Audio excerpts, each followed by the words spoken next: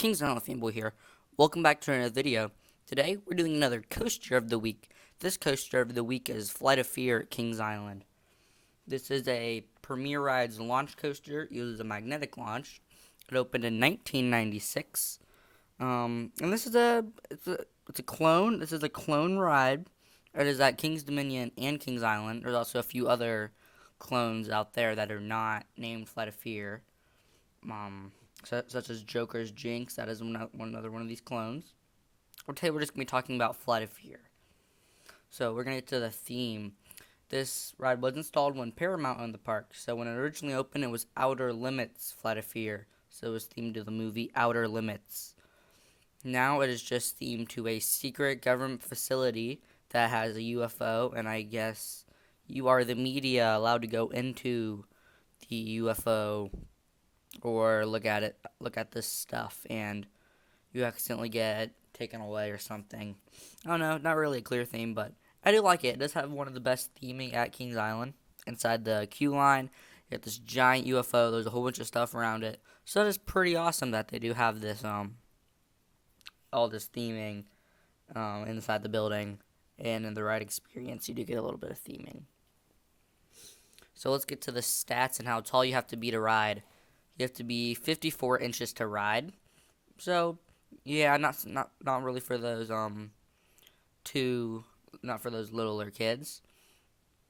Has a speed of 54 miles an hour and has 4 inversions. So it doesn't really have a height because this is a spaghetti bowl roller coaster.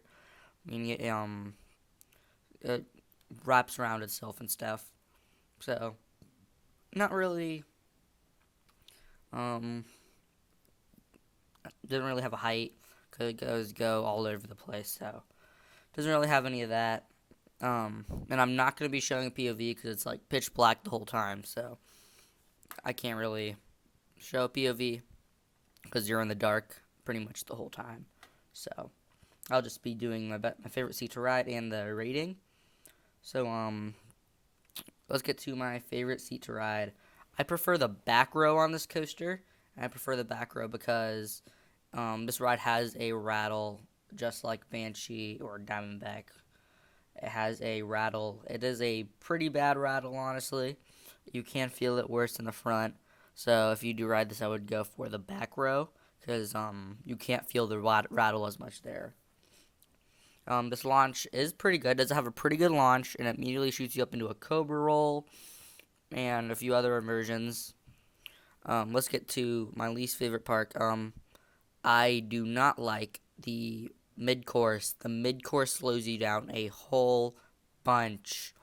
You almost come to a complete stop at that mid-course, and the mid-course slows you down way too much. I wish they could not have the mid-course slow you down as much.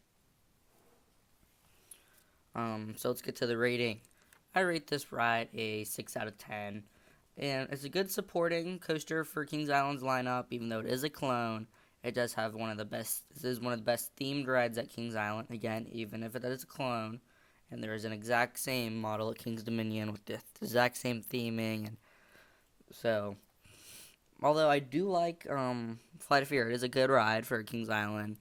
It is their best launch coaster because they only have 2.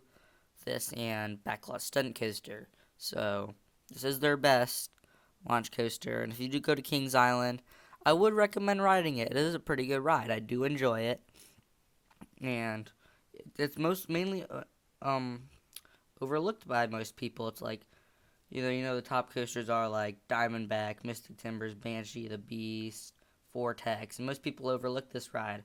But I think it is a really good ride, so I do rate it 6 out of 10. So yeah, it is a pretty okay ride. Well, that's all for this video. I want to thank you all for watching, and I will see you in the next one. Bye.